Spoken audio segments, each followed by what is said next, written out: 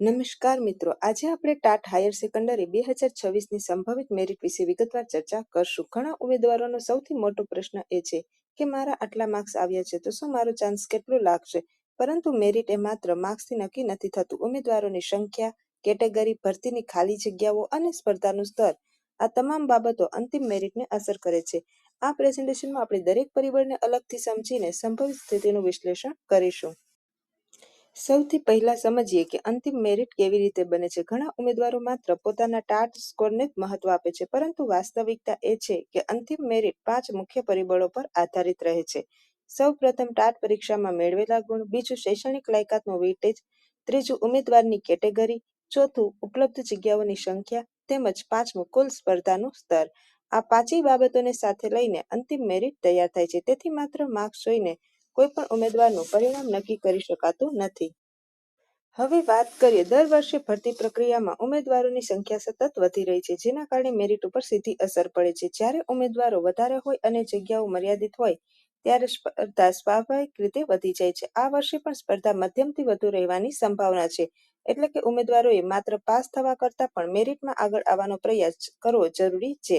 આ ભરતીમાં ટોચના સ્કોરર્સને સ્પષ્ટ ફાયદો મળી શકે છે. હવે સૌથી વધુ પૂછાતો પ્રશ્ન, 130 માર્ક્સ આવ્યા હોય તો સ્થિતિ કેવી રહે? 130 માર્ક્સ સામાન્ય રીતે બોર્ડર લાઇન ઝોનમાં ગણાય છે. અહીં ઉમેદવારોની કેટેગરી, વેઇટેજ અને અંતિમ સ્પર્ધા મહત્વની બની જાય છે. કેટલાક કેસમાં આ સ્કોર ખૂબ સારી સ્થિતિ આપી શકે છે, જ્યારે કેટલાક વિષયોમાં વધુ સ્પર્ધાના કારણે દબાણ પણ આવી શકે છે. તેથી 130 માર્ક્સ ધરાવતા ઉમેદવારો માટે આશા પણ છે અને સ્પર્ધા પણ છે. અંતિમ મેરિટ જાહેર થયા પછી સંપૂર્ણ સ્પષ્ટતા થશે.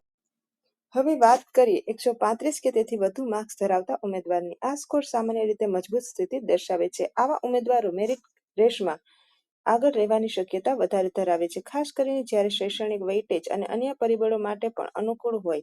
તેમ છતાં પણ કોઈપણ ભરતીમાં અંતિમ પરિણામ પહેલા નિશ્ચિત દાવો કરવો યોગ્ય નથી.